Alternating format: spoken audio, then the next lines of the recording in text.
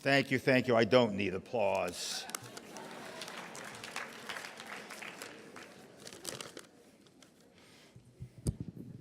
I am Rabbi Levine, the senior rabbi here, and I'm very honored that this speaker series, which is coming to conclude what has been a spectacular series of events for 175th anniversary, bears my name. And so I feel some responsibility for the quality of these programs, Deborah Lipstadt, and I have no worries about that whatsoever. And since I'm up here, I'll shill the last event, which is 2 weeks from tonight, yes, where I will be interviewed by a great journalist, Abby Pogrebin, on my book about God, but also matters of faith, belief, and religion, et cetera, et cetera. So join us 2 weeks from tonight, and I'm sorry to say that is the last event of our 175th, but come back for the 176th, because we have a huge celebration of our 176th, which will be happening. Before I introduce my very good friend Deborah Lipstadt, I have some responsibilities called housekeeping details. So number one, clean up after yourself. Is that what you mean by housekeeping? Don't leave any crumbs. The format for tonight is Deborah will begin speaking, and then Rabbi Laufer. I'm not going to cry. I'm not going to, we'll have our goodbyes on January 9th, but June, yes. Can we make it January? That'd be good. They'll come back for the winter. Asks me, and thank her for all she's done for tonight, if you have questions for Dr. Lipstadt, to write them down about halfway through the program. Which way would you like them passed? Pass them to the aisles, and the questions will be collected and collated. That'll be a very nice way of doing Q&A. So Professor Deborah Lipstadt and I have been friends since we were young-uns. We were both members of the New York Chavurah together, which produced some of the great rabbis and academics and leaders of the Jewish community. We were very countercultural, right? We were not going to do that, but we all became major leaders in the Jewish community. So our relationship goes back that far. Deborah Lipstadt is also extremely close with the Ellensons, and so we are together and have been together many a Rosh Hashanah meal. And here's something that is not found on any resume, that Deborah Lipstadt, who is now professor at Emory, has been at UCLA in California, was in New York many, many times because she was a spectacular daughter. And you were always here for your mother and taking care of your mother. And I always say the mitzvah kibud av v'em, to honor your parents, is not about what you feel in your heart, but actually what you do. And you were just an amazing daughter and made sure that your mother was very, very well cared for. What it says on the resume here is that she is the Dorot Professor of Modern Jewish and Holocaust Studies at Emory University. All of that is true. But for the past year, Emory has permitted her not to teach and to tour the world. So the courage that Deborah Lipstadt had originally in standing up to David Irving, which gave birth to the book and the movie Denial, which if you have not seen, I'm sure you can get. How many of you have seen it already? Right? Did you see that? Spectacular. Wow, wow, wow. And I think you'll agree, Rachel Weisz is pretty good, but she's no Deborah Lipstadt. I mean, couldn't they get somebody more, attractive maybe to play you? I mean, it's ridiculous what they do today. So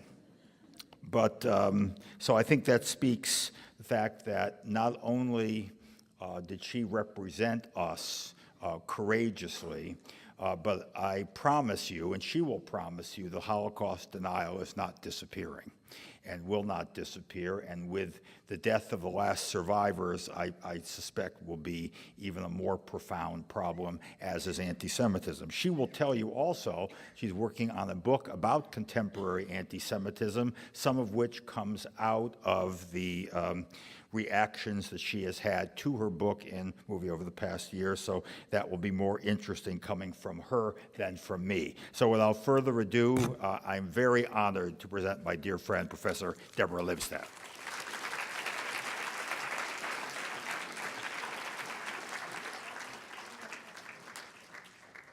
You visited? I visited. Since there are members here of the New York Chavurah, I want to I would wish I'd been part of the New York Chavurah. I was a bit of a fellow traveler and friendly with many people, but that's about the only thing he got wrong. But what is true is that Rabbi Levine and I have known each other for many, many years when you were still in Connecticut, and it's really been wonderful to watch what you have built here and what you have developed here, and the history of this synagogue, which I know well, having grown up for a good part of my life on the Upper West Side. I'm here today. There are a number of things. When I was figuring out what I just flew in from Cape Town last night, and that's a long flight. 11 hours, then 7 hours or something like that. And so I was really sitting a good part of the time on the plane figuring out what was the message I wanted to bring to you. It wasn't like, what should I say, but what of the many things I have to say did I want to share? And really what I just spent an hour today on doing an interview or preparation for an interview. Some of you may know the NPR show, The TED Hour. Based on, because I just did a TED Talk. So I spent an hour on the phone with Guy Raz, who's the host, talking about denial and denialism, and talking about the fact that Holocaust denial is really a prototype for much of the denial we're seeing today in so many different forms, as is anti-Semitism, a prototype for prejudice and much of the hatred that we're seeing in different forms. So what I'd like to do tonight is really start by talking about Holocaust denial, what it is, what I've learned really in the, I guess it's now 2.5 decades that I've been working on it. Remember, when I first came to Holocaust denial, I came to it as a sort of detour from the work I was planning to do. Two very prominent professors at the Hebrew University, Professor Yehuda Bauer and Professor Yisrael Gutman of blessed memory. Yisrael Gutman was not only a quote-unquote graduate of the Warsaw Ghetto, but was one of the prominent historians of the Holocaust, particularly of Polish Jewry, and Yehuda Bauer was one of the early historians in the field. And they came to me and they said, Deborah, we have an idea for you for a project. And I was both intrigued and flattered because these were two senior people. I was rather junior at that point. And they said, we think you should work on you should do something on Holocaust denial. And I laughed. I said, come on, you're not serious. Those people are the equivalent of flat earth theorists. Those people are the equivalent of Elvis is still alive people. You don't really expect me to take them seriously, and do you take them seriously? And they said, we're really intrigued because what they say is so ludicrous. Why are they saying it? How are they getting traction? And if so, how are they getting traction? So already then it became more intriguing to me. And I sat down to work on the topic. Now I want to start, let me backtrack just for a moment because as sort of a premise. Very often when I talk about Holocaust denial, people will say to me, well, how can people deny the Holocaust? Haven't they seen this document, or haven't they seen this particular camp, or haven't they seen this memoir, or haven't they? And it's common. I get it from every end. I got it today from Guy Raz. Asked it on the when we were doing the sort of rough cut for the TED Hour, And what I said to him, and as I've said to others, and what I've just written for my next book on contemporary anti-Semitism, is that that's a mistaken premise with which to begin. Holocaust denial is not the result of a cognitive error or a cognitive gap. In other words, it's not the result of someone just didn't see a particular document, or just didn't see a particular book, or just didn't see a particular piece of evidence. That's what they'd like you to think. They'd like you to say, just show me the evidence that X, Y, and Z. But that's falling into their trap. That's treating it like a rational kind of discourse, a rational discussion where someone just hasn't gotten enough information. And if I just teach them enough, they'll see the light. But it's a backwards way of starting, and that's what I want to say about denial right from the outset. Denial is a form, my argument, and this is what I argued in my initial book, which prompted David Irving's lawsuit against me. Holocaust denial is a form of anti-Semitism. It's a form of racism as well. Why do I say that? Because think about it. For the Holocaust not to have happened, as some of you, I know some of you have seen the TED Talk I did, and this was the beginning of it, but it bears repeating. For the Holocaust to have been a myth, for the Holocaust to have been made up, who has to be wrong? Well, certainly the survivors. All the survivors would have to have been programmed to tell their story, not in the exact same detail. You know, if suddenly the lights went out and the security people said, you have to exit the room, and let's say it really wasn't a real thing, but there was some psychology students or doing an experiment, and they would say, as we exited the room, tell us precisely how many rows of seats there were in the room, tell us what color were the walls, tell us where all the chandeliers lit, was one out, was how many chandeliers were there, et cetera. And if everybody gave the same answer, they would know we had been programmed. Because if it doesn't work that way, you know, when everyone gives the same answer. So what deniers will say, oh, the reason survivors give variations on stories is they've been prepared. They've been trained. They've been taught. So all those survivors would have to have been trained, taught to give slight variations, but stories that sort of support one another. But they're not the only ones who would have to be wrong, and on some level, they're not our best witness. Before you get upset, listen, hear me through on this one. Who else would have to be wrong? Well, certainly the bystanders.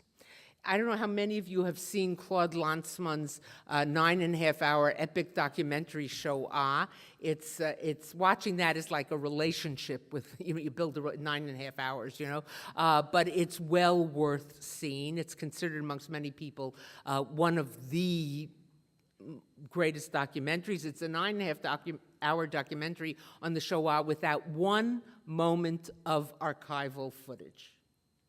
And yet he evokes so much of what it was by his method of questioning. In Shoah, amongst the people he questions are Poles who lived in towns surrounding the camps, some of the camps. For instance, Treblinka. People who describe watching the trains go into the camp day after day, filled with people come out empty, filled with people come out empty. He interviews one of the engineers who drove the train into the camp. In fact, that man becomes sort of the logo for the film. And when Lanzmann says, what happened to them? He goes, like that. I mean, these were people who knew. I'm not saying that in any way of blaming those Poles. It's a much more complicated question. They lived in a way under terrible martial law, but that's for another discussion. But all those people would have to be wrong. And it's not just Poles. All the people on the Eastern Front, mainly Soviet citizens, where the Einsatz group and the shooting units, the mobile killing squads, did their work, killing, probably murdering, shooting, 1.5 million people. And it happened, you watched people be gathered up and marched out of towns to the edge of the town, to ditches where holes had been dug, and people were shot and left in the holes covered up. So those people knew, and they saw. Some of you may be familiar with the recent work of Father Patrick Dubois, the French priest who has investigated. His book is called Holocaust by Bullets, and he's found many of those sites which we didn't know of. We know of the major sites, Babi Yar, Ponari, et cetera, where thousands of people were killed. But he's gone to Belarus, he's gone to Ukraine, and because he's a priest, the local priest, even he's Catholic, and it's usually Russian Orthodox, but we'll say he's a man of the cloth, you can talk to him. So elderly people will say, oh, there's a little grave over there with 250 people, or there was a small grave of a couple of dozen people, etc. So people knew, people saw. All those people would have made it up. But now here we come to in this case, in this argument, our best witnesses for the fact of affirming that there was a Holocaust, and that, of course, is the perpetrators, who say, we did it. First, on a state level, Germany. For the Holocaust to have been made up, the Jews, who are, of course, behind this, according to the deniers, would have had to convince Germany,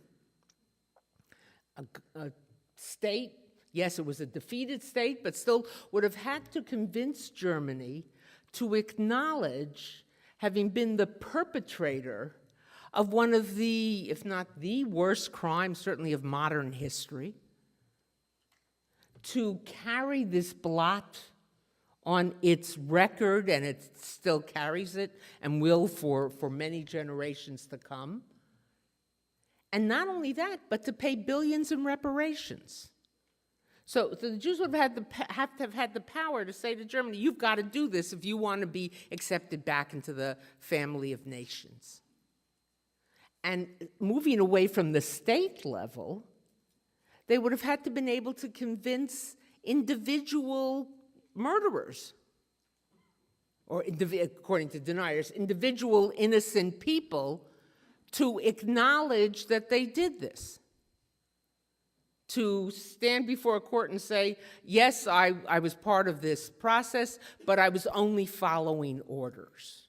Or I had to do it, I had no choice, because if I hadn't done it, I would have been killed. Kill or be killed. Now, by the way, again, a tangent, but I think a tangent worth going on just for a moment. The notion that the killers, if they did not participate, would have been killed is not provable.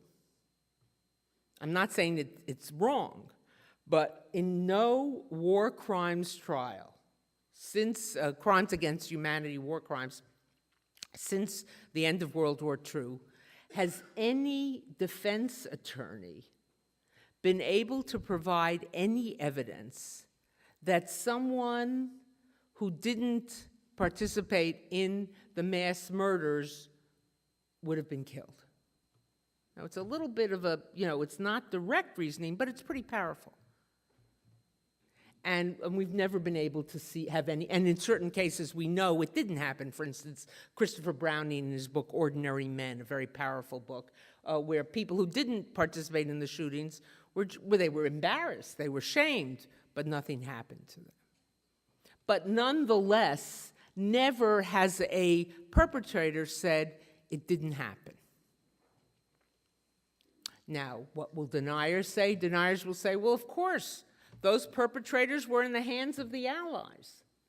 They were being subjected to victor's justice, and they were forced to make that admission. But it doesn't make sense. It's like saying you were arrested for something of which you're innocent, and you're forced by the people who are holding you, the police or the government agency holding you, that unless you admit you committed this horrible murder, you're going to be punished severely. But if you admit you committed this horrible murder, you're going to be punished severely too. In other words, it's an illogical kind of argument. So for deniers to be right, all those people have to be wrong. it doesn't make sense. That's not to speak, of course, of the reams of evidence that we have. The Holocaust has the dubious distinction of being the best documented genocide in the world. Possibly the Armenian genocide, because we only have a partial part of the documents there, but I'm not sure that that's the case, because this was so much broader and so much wider and cut across so many other countries, etc.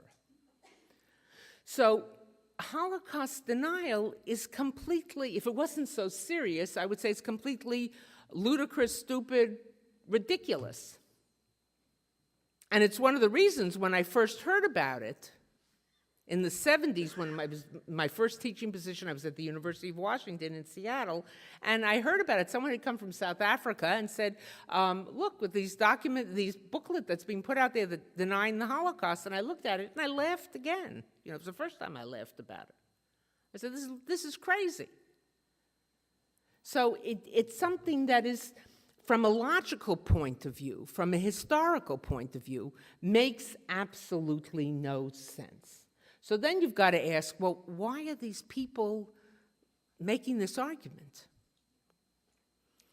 Why would, and there are different categories of the people making the arguments. They're the David Irvings, the people at the heart of it, who are taking the information and twisting it and turning it.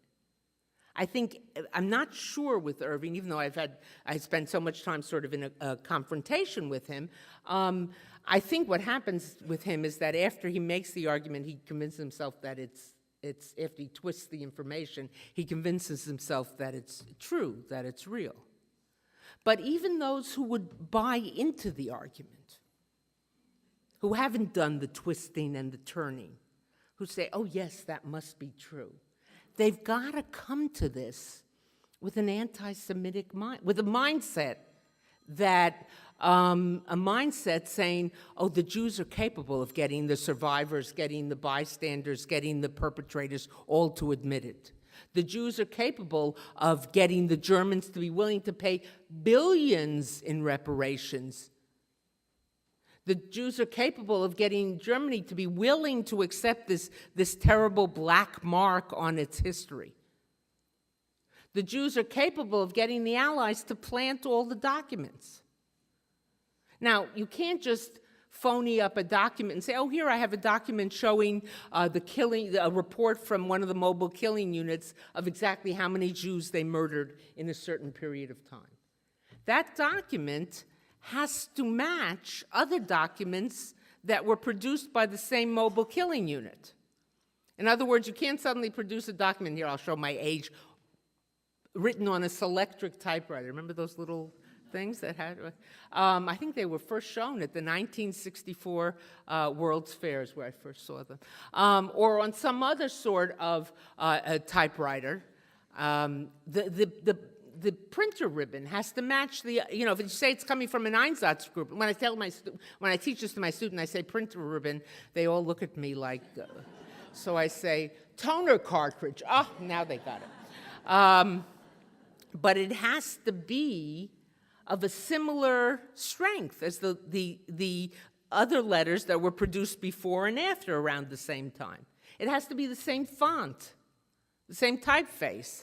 It has to follow the document, very complicated German record wage document numbers, where it came from, who it went to, who had signed off on it. It's a very complicated system. It has to match all that. It's not just typing up a piece of paper and saying, oh, look, I have this document that proves it.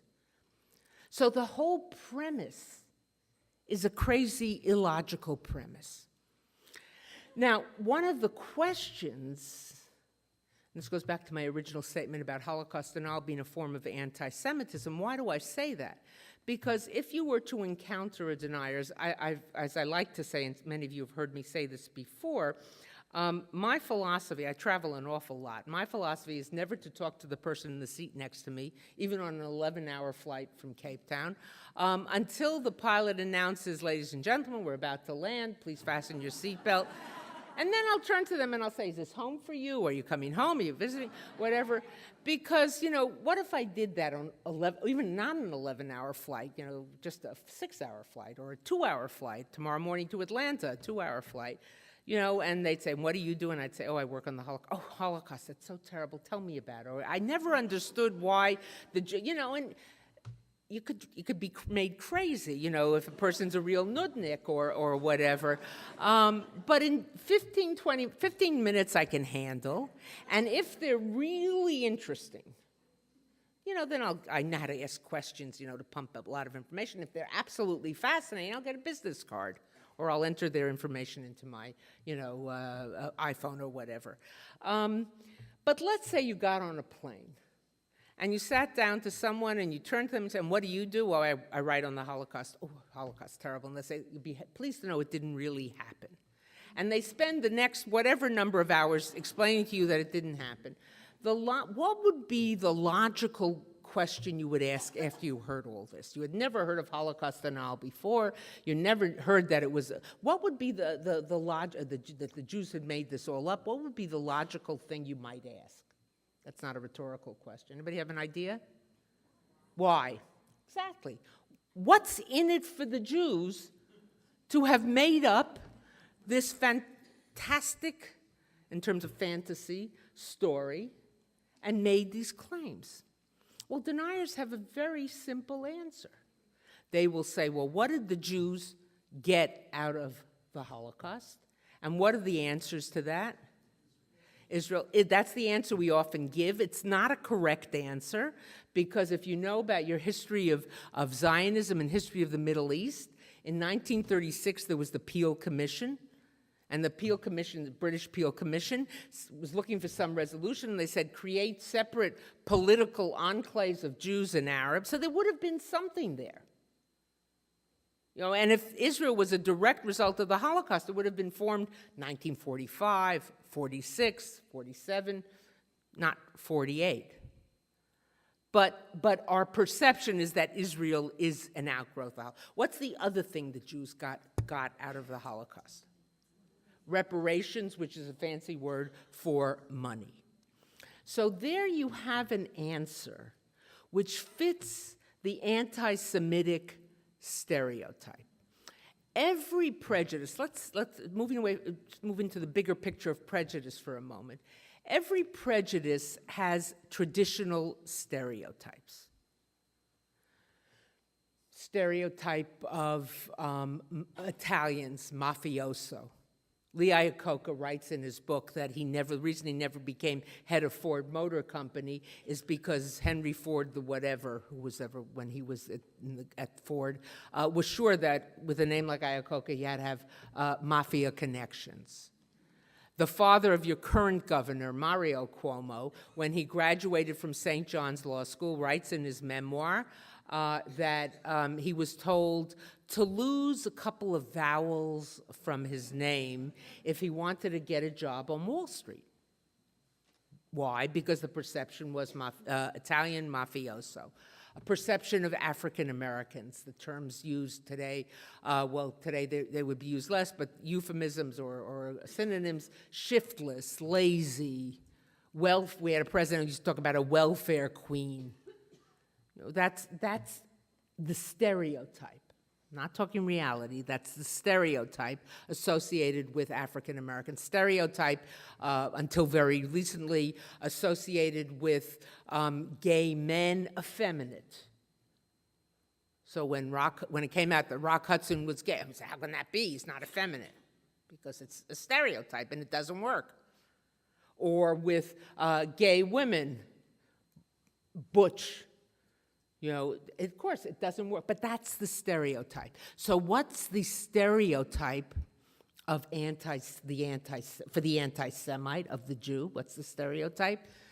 Money and nefarious use of power. That the Jew will, in a conniving kind of way, even if it's going to hurt lots of other people, because Jews are small in number, will do this evil thing to acquire for themselves power and money. That's why so many of us bristle in a way when we hear the Zionist lobby or the Jewish lobby. In a way we don't bristle when we hear the steel lobby or the tobacco lobby.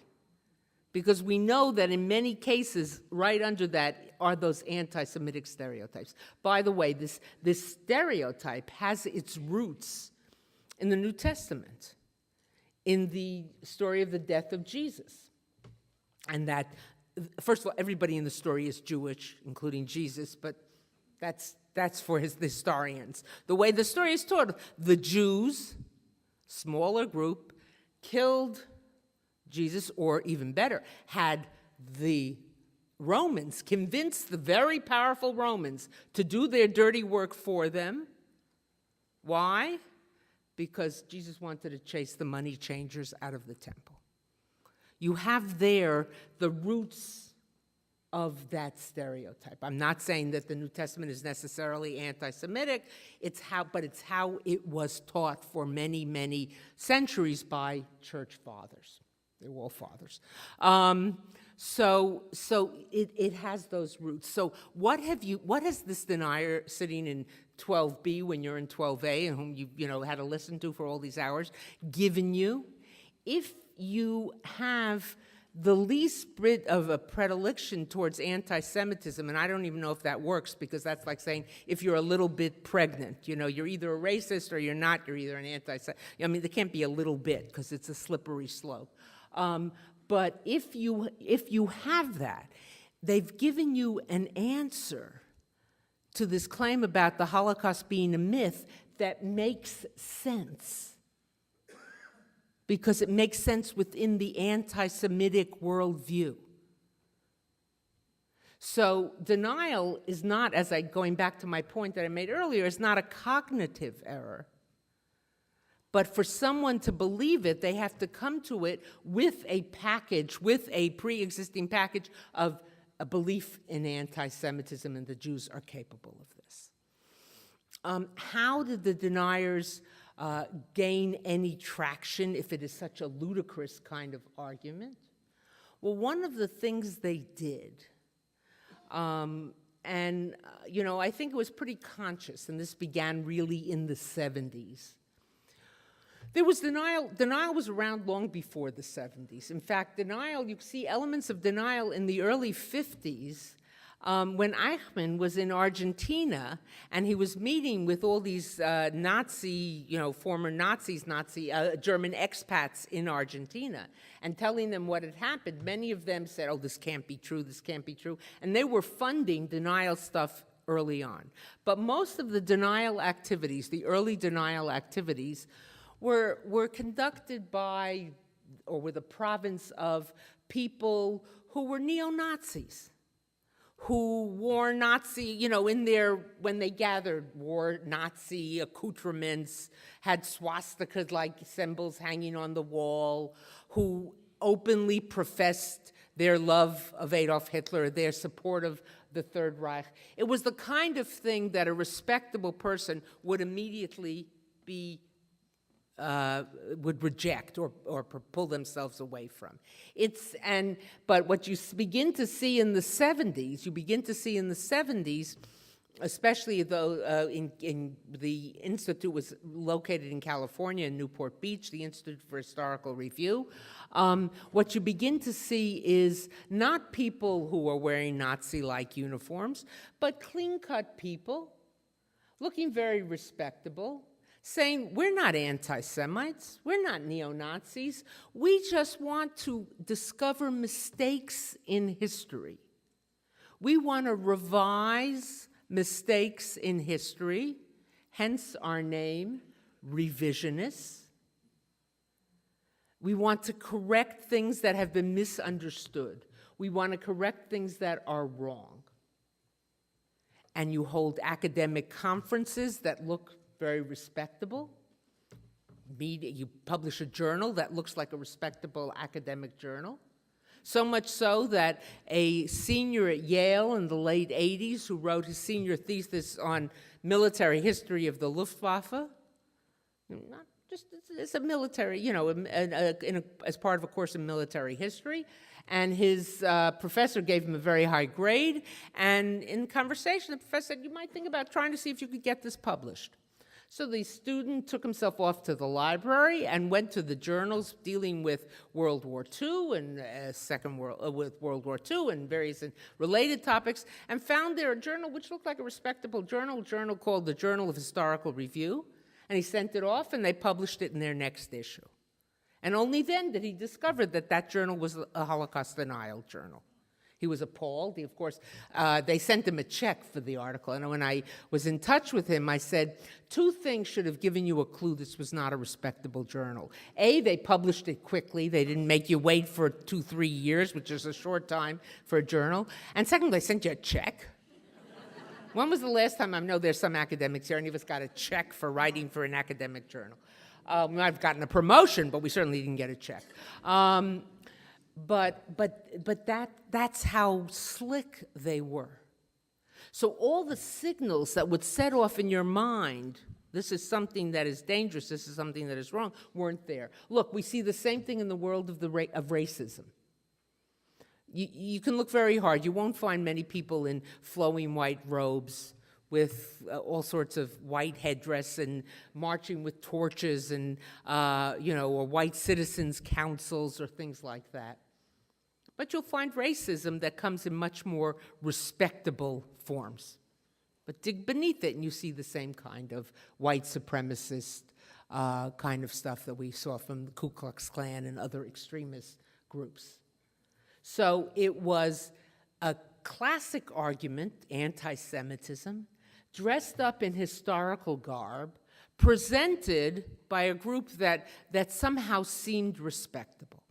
And what was their objective? And I want to begin to bring this together so we have time for questions, which Rabbi Laufer is already curating over there. You're going to make her work hard till she walks out of this place, you know? You'll get to see your kids eventually. They may be bar mitzvah. You may be training them for bar mitzvah, but eventually you'll get to know them. No, that's a loss for you people. It's a big loss. But what happens is you put this all together and you begin to get something that can gain some traction because it sounds reasonable. Now, there's another factor I think that is very important to understand that came to me very clearly when I first began my work on Holocaust denial. Little did I think that it would have such contemporary relevance, which was also part of the TED Talk I gave and the conversation I had today with Guy Raz and in other settings as well. I've written about this most recently for The Atlantic. You know, often we talk about facts and opinions. Your former senator, Senator Daniel Patrick Moynihan, is credited with having said, you can have your own opinions, but you can't have your own facts. I think actually he was quoting someone else, but it's something that is most clearly associated with him. Well, I think that facts and opinions, yeah, I agree with that. But there's a third element that's missing. And we see it most clearly in denial.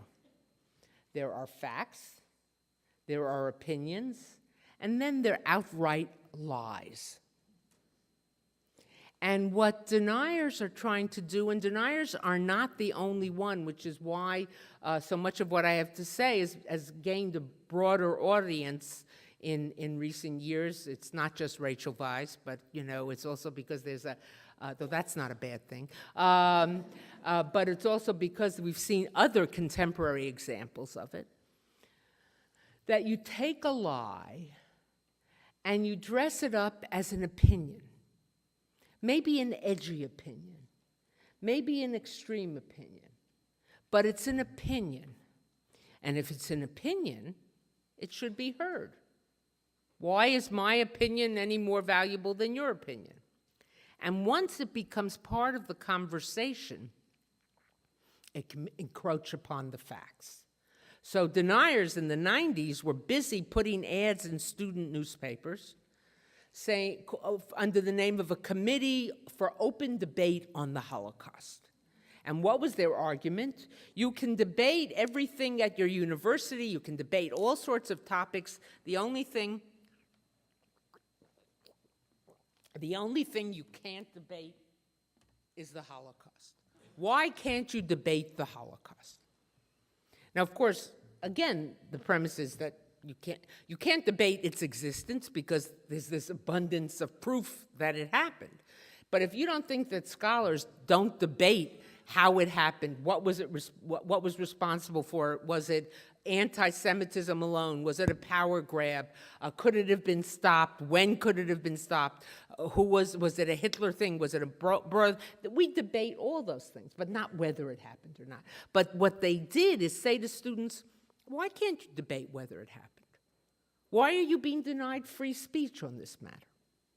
It was a way of trying to take their lies and bring them into the conversation. So that yet is another important element. A couple of more points, and then I want to open to questions. How did we win the lawsuit in which I was involved? With a lot of hard work and great support that I got from Emory University, which was terrific in supporting me very quietly, didn't talk about it, didn't publicize it at our request, just did it. And also great support from many people, including many people in the Jewish community. But we had a choice, we being the legal team, in choosing a strategy. And essentially there were two legal strategies that could be chosen. You know, many of you know, because you saw the film, that the burden of proof in Britain is on the defendant. In America, it's on the plaintiff, on the claimant, in libel cases, not in all cases. In other words, if I say you libeled me here in America, I have to prove that you libeled me. In England, if I say you libeled me, you, as the author of the words, have to prove the truth of what you said. So it's a flip. Why is that important?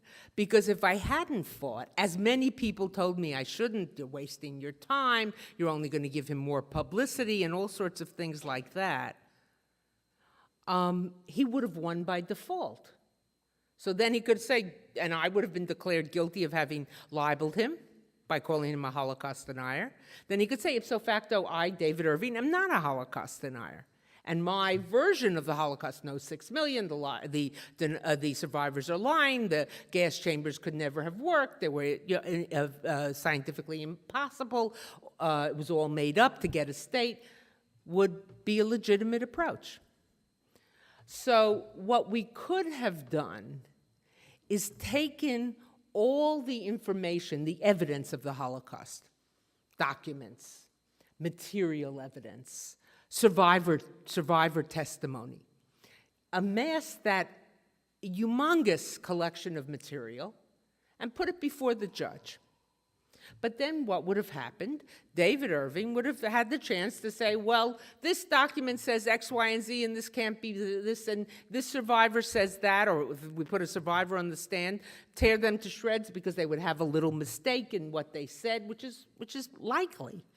But most importantly, it would have created the level playing field. It would have said, you have a point of view, didn't happen, I have a point of view, it did happen, here's a level playing field. I don't believe there should be that level playing field. Again, because of the overwhelming evidence. That's why I don't debate deniers, because they're liars, they make up things. It's like, as I'd like to say, and many of you have heard me say this, it's like trying to nail a blob of jelly to the wall. You can't debate a liar. You can debate someone with whom you have diametrically opposed opinions, but you can't debate a liar because they'll make up at will. So instead, we did something else, and this was really the genius of my solicitor, Anthony Julius, who represented me so beautifully, and my barrister, Richard Rampton, though Anthony was the one who decided that this is what we should do. Instead of proving what happened, here's all our documents, and and then getting into the tit for tat with him, we decided we would prove that what I wrote in the book was true, that he was indeed a Holocaust denier and a liar and a falsifier of history. And remember, in the book, the book was not about him. There were maybe 300 words devoted to him. What would we do? We would follow his footnotes back to the sources. So when he said, I can prove that Hitler was so upset by Kristallnacht that he tried to stop it, And I have the telex that he ordered to be sent out at 1:26 in the morning as reports of all the riots and burnings and things coming out, shows he sent out a telex, as David Irving says in his book, Stop the Madness. And then he footnotes the telex. But when you look at the telex, what the telex says is arson against Jewish shops and the like is to be halted. He was sending out a telex that they were to stop the arson. Why? Because fire doesn't stop. When you burn down the synagogue and you start a conflagration, the buildings on the other side begin to burn down as well, or a Jewish school, or an institution, or an old age home, whatever it might be. Stop the arson becomes stop the madness. And we showed that, just one example, we showed that over and over and over again, not in small little ways of mistakes, because we all make mistakes when we write books. Those of us who write books or articles we make mistakes. But in large, major cases, and always moving in the same direction. Exoneration of the Nazis, blaming the Jews. Exoneration of Hitler, blaming the Jews. So these were lies. These were twisting of the facts. And we showed that to the court by following the footnotes. So in other words, in the end of the day, this 12-week trial and 4 years of research preceding it and 2 years of appeals, we didn't prove what happened. Many people say I had to prove that the Holocaust happened. Yes, in the course of doing that, we did show how the gas chambers worked and all that, but it was always in opposition to a claim he made. So it was far more than proving what happened. We proved that what he said happened didn't happen. And it's exemplified, and again, many of you know, because I know you've used it, you mentioned it to me, but I have a website run through Emory called hdot.org. It has its own portal. It doesn't have an Emory portal because they're afraid of the people who don't like me will bring down the whole university. Maybe Putin will help them or something. Or the guy from North Korea. But it stands for Holocaust Denial on Trial.org. And you can go and look at the transcripts and look at the different reports, and we getting tens of thousands of hits from it, many from students, but not only from students. But one day in one of the exchanges in the courtroom, David Irving was trying to claim that there are death books, people who were registered into the camp in Auschwitz-Birkenau and then who died, and it shows the reason for their death. And he says, look, there are only 68,000 names listed, only 68,000 names listed of people who died, because it'll say typhus, pneumonia. Of course, they were gassed, but it won't say that in the death book. But if you came to Auschwitz-Birkenau and you were taken directly to the gas chamber, you were never listed in the death book. So they're not a record of anything, except of the 68,000 names, particular names, which of course is important, but they're not a record of numbers killed. But David Irving will say it shows that only 68,000 people died there, not killed, died there. And so my barrister, who was questioning about this, said, Mr. Irving, I am not interested in proving how many people were murdered at Auschwitz-Birkenau. I am interested in proving that when you say only 68,000, you don't have the evidence to prove it. And the judge accepted that, because as we demonstrated. So we demonstrated over and over again that what he said happened didn't happen. And by doing that, we pulled the arguments out from under, or the grounds out from under, of hardcore denials. Has that made denial go away? No, of course not. Today, what we see is much more softcore denial. We saw it in London, those of you who follow British news, with Ken Livingstone, the former mayor of London, who was and he's not the only one, who repeatedly argues about the connection between the Zionists and Nazis. And that the SS, they worked together and they were cooperating, and Hitler helped establish the state of Israel, or helped establish the Zionists who would establish the state of Israel. He's linking them in that way. Or, and it's not just the left, the right, the woman who she didn't almost become president of France, but she still got 35% of the vote, Marine Le Pen, who shortly before the election claimed that, the roundups in July 1942, Valdiv roundups, where the Jews were held in that terrible indoor stadium without food, water, anything, until they were eventually deported to Auschwitz, that this had nothing to do with the French. It was all a German operation. You go home and you put into your search engine, July 1942, Paris, roundup of Jews, and click on images. And when you go through those images, look for a German. You won't find one. But you will see lots and lots of French policemen in their distinctive hats. You see it from both sides. You see it from, the Nazi-like tactics of the IDF.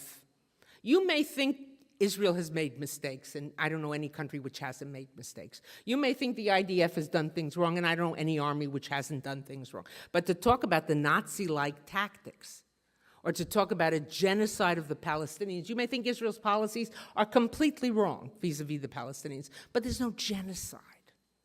It's to use language that flips the victim into the perpetrator. Soft-core denial.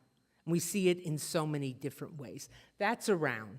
That's something we didn't address, and it's something we didn't fight. It wasn't part of our brief. But in terms of hardcore denial, we did seriously harm that. So where do we stand today? And with this I want to conclude. Where do we stand today? We stand today in a world in which there is a great deal of anti-Semitism, much of it presenting itself as Holocaust denial. If you look at the comments when the trailer for the movie went up on YouTube, when Bleecker Street posted the trailer, there were lots of hits right away. But sometimes on YouTube you can do thumbs up or thumbs down. And there were initially far more thumbs down than thumbs up. Now, who does thumbs down on a trailer? It's Meshuggah. But when you read the comments, you were seeing these were deniers and anti-Semites. They're there, they're very present, they're feeling active, they're feeling emboldened. It's a difficult time. It's not a time of this is exactly like the 30s when some people were saying in Nazi Germany and things like that. I think that's an extreme overstatement. But it's here, and it hasn't gone away, and it's not going to go away. It calls for all of us to learn how to fight it, to continue fighting it, prejudice of all kinds, but certainly anti-Semitism, not only anti-Semitism, of course, but certainly anti-Semitism. And to do so in a way that doesn't build up the anti-Semite. Here's the challenge for us. At one point, prior to the trial, I was standing in Anthony's office, and I was exhausted, and I'd been going back and forth to London, and it was just a very trying time. And I said to him, I want to beat this guy. I want to decimate this guy. It's really, really important. And Anthony turned to me. Anthony, who'd been working for 2 years pro bono until his firm, they felt they could no longer do it pro bono, but working then at a reduced rate, devoted tremendous amount of time to this, said, Deborah, it's not that important. I looked at him like he was nuts. I said, what do you mean it's not that important? You work pro bono, you're working at a reduced rate, you're spending all your time on this. And he said to me, fighting David Irving, and I'll use a word which I don't usually use, but I think in this case it's fitting. He said, fighting David Irving is like the shit you step in on the street. It has no intrinsic importance unless you fail to clean it off your feet and you bring it into the house and you get it into the carpet. Then you're in trouble. Then you're facing a real challenge. But what you have to do is work outside, take your shoe off, clean it off, get it really clean, and then you're done with it. And you don't come into the house and say, oh, I had such an interesting experience, such a significant experience. That's the challenge to us in fighting haters, whether we're fighting anti-Semites, whether we're fighting racists, whether we're fighting homophobes, misogynists, is how do we fight them without building them up?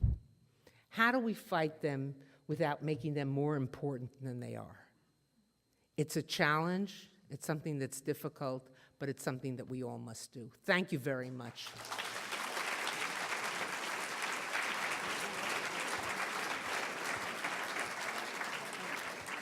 I'm going to let you have some water. And it won't surprise you, we won't get to all the questions, but I did attempt to sort of group them.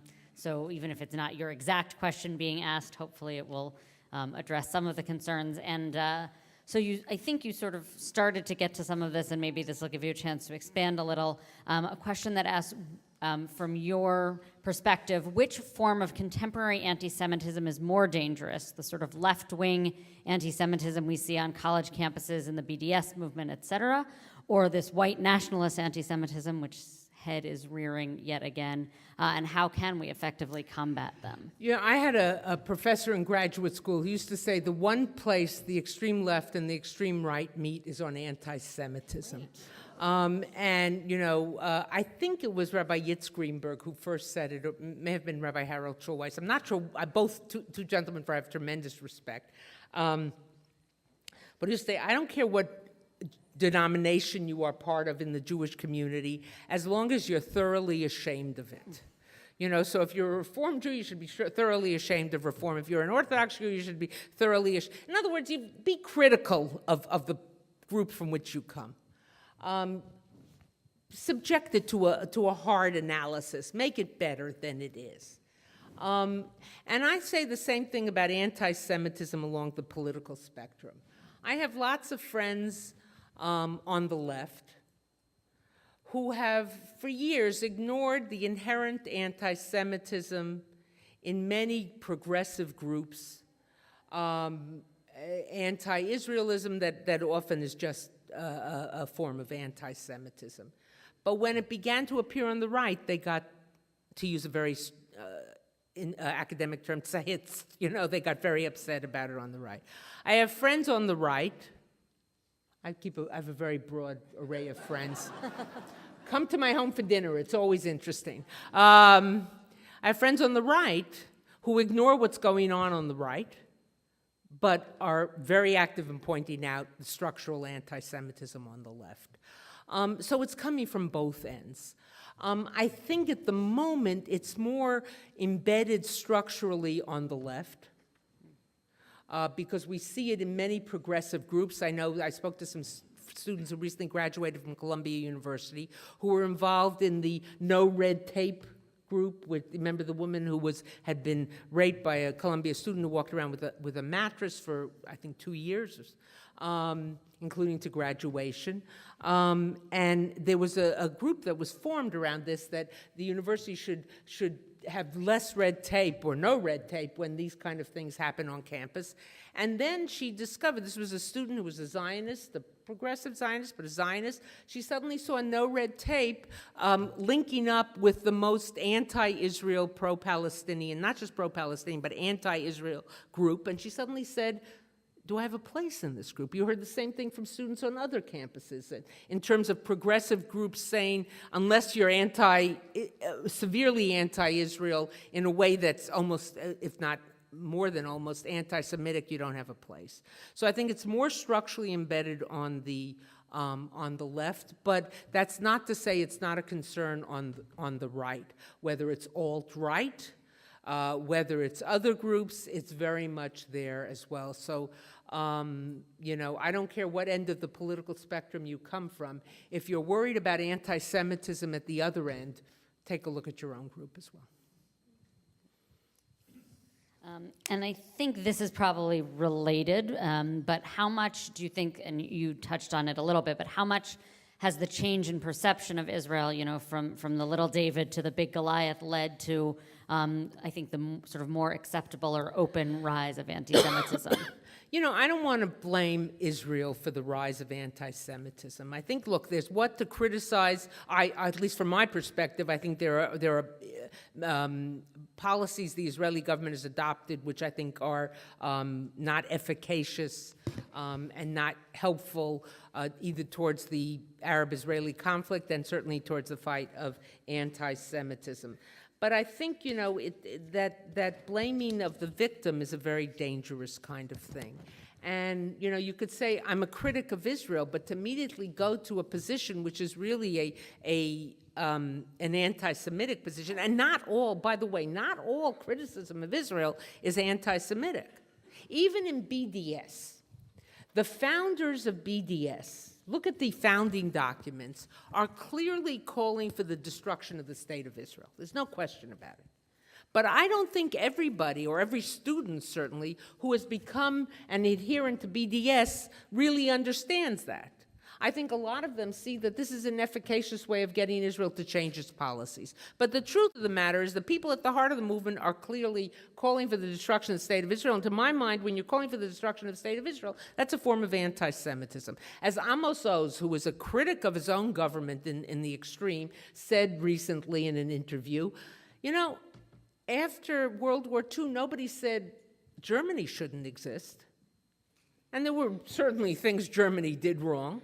Every country has done things wrong, but only in relation to Israel does then you begin to hear, well, that Israel shouldn't exist. So that I think becomes a part of it. But certainly, I think it's very important to differentiate between those who are anti-Semitic and those who have policies that you may think are wrong, but it's not necessarily anti-Semitic. By the way, I think it's important to do that on moral grounds. You know, to accuse someone of being an anti-Semite is a terrible accusation, but it's also important on strategic grounds. If we're going to win this battle, we can't use an axe. We got to use a scalpel, and to figure out who it is we're fighting and what have they got wrong.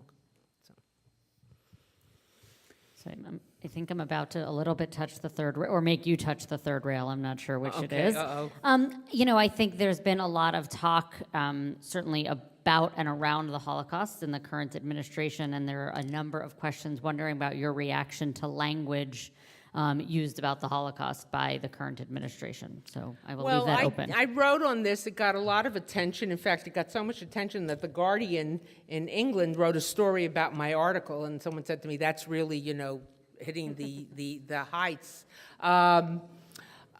I was very upset in January when the Holocaust Remembrance Day statement by the White House didn't mention Jews. I didn't start out being upset. I happened to have been in the Netherlands for the opening of Denial, and I was on my way to England for the opening in Britain when my phone started pinging, and people telling me the White House has just issued a statement on Holocaust Remembrance Day, which mentions Roma, Sinti, Poles, this group. That doesn't mention Jews. It wasn't like it didn't mention any group, but it mentioned a number of groups and didn't mention Jews.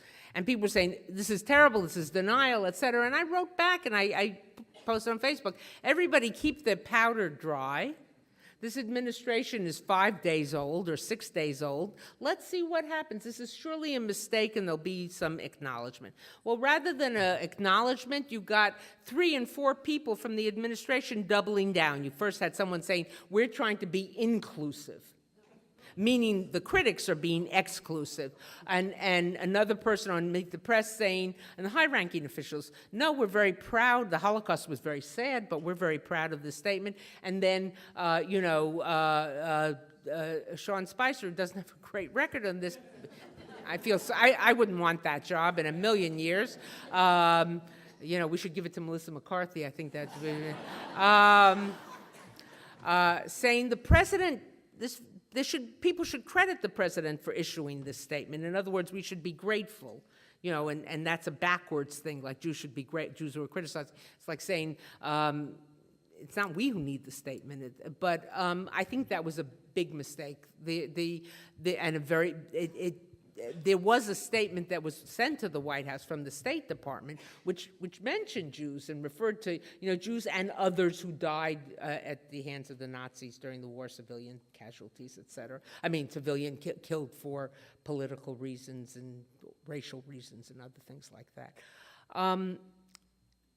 There was an attempt to rectify it, but that whole incident was very, very troubling to me. Very, very troubling. Other things have been less troubling, in that regard. I think we have to take a balanced view. Even if you disagree with this administration's policies, I think you can't paint this particular thing with a completely one-colored brush. So, I'm going to switch gears a little to talk about. Rabbi Levine talked about the generation of survivors is aging. So this is sort of about next generation and talking to them. So someone posits, we live on the Upper West Side of Manhattan where anti-Semitism is far from prevalent, though present. How do you suggest we introduce the concept to our children and grandchildren so it is not so shocking when they go off to college or spend time abroad? You know, I think we have to be very careful. Sometimes people will come to me and saying, we, in our Hebrew school, our day school, our Jewish community center, we are now teaching the third graders or the fourth graders about the Holocaust. I don't know what's done here, so I may be touching the third rail, or I may not be invited back to the 200th anniversary when none of us will be here. And they say it very proudly and with a great satisfaction. And I don't say anything because I want to say, but I think, if I had the limited amount of time with students to teach them about things Jewish, I would teach them about the joys of Judaism, not the oys of Judaism. I would teach them about Jewish subject, not Jewish object. What Jews do, not what is done to Jews. Now listen, this is coming from someone who spends all her creative professional time working on Jew as object, working on what is done to Jews, writing now about anti-Semitism. So I wouldn't be doing that if I didn't think it was crucial to write about it and address it. But if I'm teaching young people, I want them to revel in who they are as Jews because of the wonders of our tradition, because of all that our tradition has given to us, to the world, all the wonderful things about our tradition. I want them to be as happy clutching the Torah on Simchas Torah and dancing with the Torah as they are passionate when they are fighting anti-Semitism. So, yes, I want to prepare them, but I don't want them to go off to college in a defensive mode, thinking that's the only thing I'm going to encounter there in terms of being Jewish. Because you know what a lot of students will do? They will say, for 4 years, I'm putting my Judaism on hold. Seder, I'll come home. I can't come home. My parents will call Rabbi Levine's office, and he'll make sure that I can have a family to go to a Seder if there isn't a Seder on campus, or I'll do that. But on campus, I'm going to be Jewish neutral. Because our kids aren't going off the campus to fight. And it's a way that there are certain campuses where overtly being Jewish can be very uncomfortable. But I recently met a student at a Hillel conference who's a student at Irvine, which has had a lot, UC Irvine, which has had a lot of anti-Semitism. And he said to me, I study at Irvine. I went, they had just seen denial, so we were talking about that. I said, that must be uncomfortable. He's active in Hillel. He said, there are moments that are uncomfortable, but I live a very rich Jewish life on campus. There's Jewish studies courses, there's Hillel, there's Chabad, there's other Jewish organizations. It's really not always like that. He said, except those things don't get publicity and the others do. He wasn't saying they're not important. He wasn't saying that this wasn't a fight worth fighting. But I think we have to, even as we make sure that our students are not blindsided by it. Gee, I never heard of anti-Semitism. It should not become the focus of what we give them in their identity. I want them to rejoice in being Jewish and not to see it as something that I have to fight.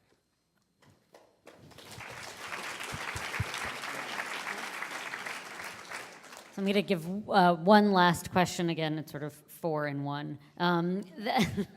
Classic.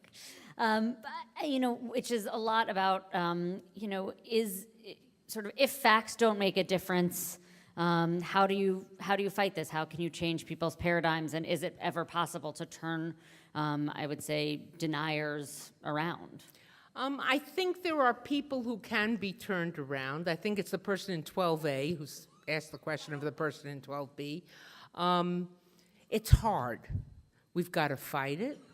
We've got to fight it with facts. We've got to know what we're talking about. It's a struggle. But I do think it can be done. Otherwise, I wouldn't be spending my life writing about this and working on this. It's not easy, but it's something that's really, I think, extremely significant and extremely important to do. I want to end on a note of personal privilege. Having grown up for many years on the West Side, started our life on the West Side, lived in Queens for a while, but then come back to the West Side. I want to thank you for having invited me here. I was present as you kicked off your 175th anniversary with that wonderful Shabbat service I believe it was in September. in mid-September. I was here. I came with Jackie and David Ellenson. They said, oh, I was meeting them for dinner. They said, for Friday night dinner, they said, you can come to the house or you can join us. I want to thank our friend Dr. Lipstadt. Your statement about teaching the joys of Judaism resonate very, very deeply, and I think that's what we do here. I want to thank you also because anybody who's landed from a trip like South Africa, Australia, know that you don't even know where you are. And I thought that was remarkably articulate given the fact that you're in some other time zone. A few hours ago, our confirmands were having dinner. You know, we send our confirmation kids to Berlin in very large numbers, and we asked them, and come on confirmation night, which is a week from Friday, you'll hear this resonate. And they had a very deep, life-changing experience, but they also commented on the renaissance of the Jewish community. They meet kids their own age, and that thrills them as much as the pain of the Holocaust. I pointed something out to them in my remarks, which is that the Gestapo was a very small organization. According to a recent book, 15,000 officers of the Gestapo. They were able to succeed because too many people all of a sudden looked at the teacher who had profoundly changed their life, the doctor who had saved their life, not as but as a Jew and an other, and they turned their back. It is not just evil and not just blatant hatred, but those who are indifferent to it, who are great dangers. On the other hand, at least twice a month, we have B'nai Mitzvah who have in the congregation, come up for Aliyah, still a grandparent who has survived the Holocaust, sitting in the congregation. And they always tell me the story of how this grandparent survived.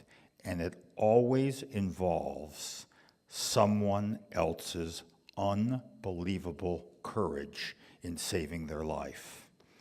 And you say, not only how can someone be so evil or indifferent, how can someone be so good to save alive somebody who they may not even have known? And I looked at the confirmands and said, and this is your choice to look at prejudice, and there'll be a moment in your life when you will have an opportunity to step up and either be indifferent or to respond to galling injustice and hatred, and we are really teaching you to be the right kind of person. And so I want you to know that that's where we stand, and Deborah, keep fighting. I mean, what's sobering about this is we will not defeat anti-Semitism, we will not defeat prejudice, but as Pirkei Avot says, we are not free to desist from that fight. And you will have inspired us to continue our own efforts, as I know you will continue yours. Thank you all very, very much.